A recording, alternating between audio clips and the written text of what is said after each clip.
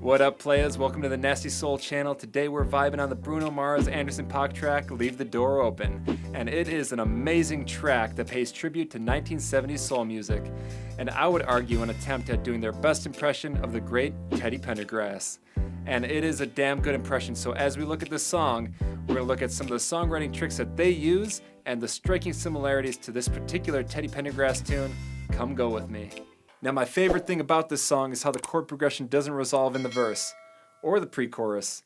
Actually, not even till the end of the chorus does it resolve.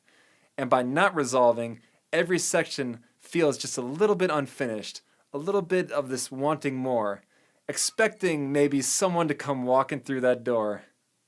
I'll leave the door open. So in the key of C, the intro and verse chord progression start on the 4 chord F major 7, and we can play them like this.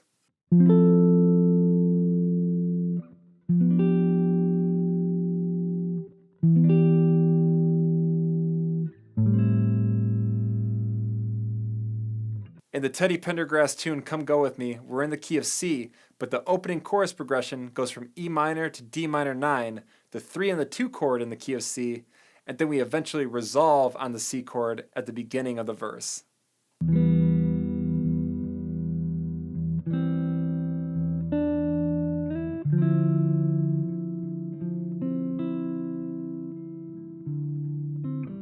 The second thing that I love about this song is the tasteful use of modal interchange to brighten up the pre-chorus. Now, a simple example of modal interchange is to borrow chords from the parallel key signature. So in the key of C major, our parallel key is C minor. So let's check out the chords of this pre-chorus.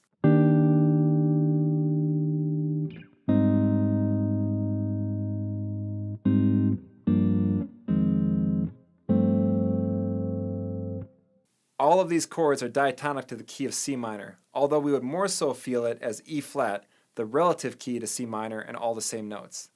Now similarly in Come Go With Me, our pre-chorus borrows from the parallel minor and goes A flat to G.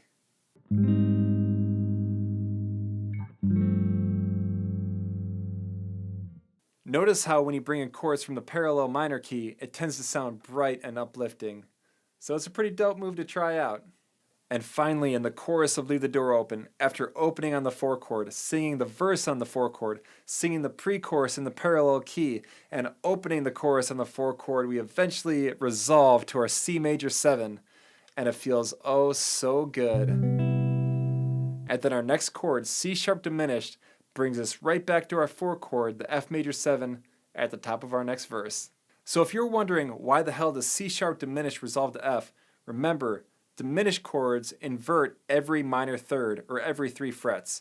So C sharp on the 4th fret is the same exact chord as E diminished on the 7th fret, and of course E diminished 1/2 step below F resolves perfectly to F. So our quick takeaways are: allow the song to build by not resolving to the 1 chord in our first progression, borrow chords from the parallel key to brighten up a section, and then also, don't resolve a 5 chord. Now that last one ties in with the first idea of just not resolving and leaving it hanging and messing with the listener's expectations, because the natural thing to hear a 5 chord is to think a 1's going to follow. And it's a great trick to think about and consider when you're putting chords together. Alright, so jam it up and go listen to Teddy Pendergrass if you want to dig into the roots of this type of music. And if you want to learn more about the types of chords and some cool moves that you could use in these progressions, check out my Neo Soul guitar book. You can learn more about it at this link right here. Keep jamming and stay nasty.